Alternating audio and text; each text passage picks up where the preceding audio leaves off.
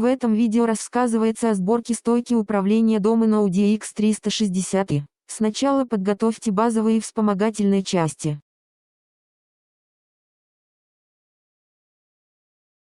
Разблокируйте винт выше, установите шест вниз и настройте его в правильном направлении.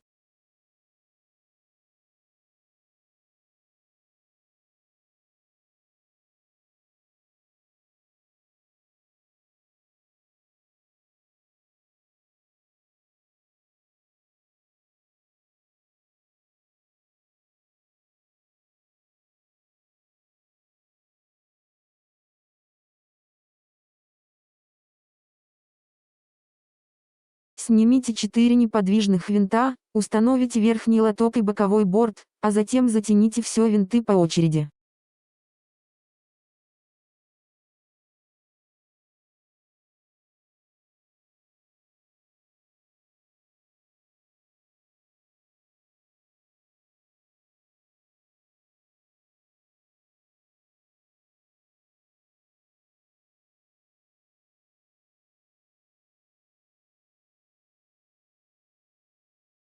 Когда компоненты подтверждены как твердые, стойка контроллера собирается.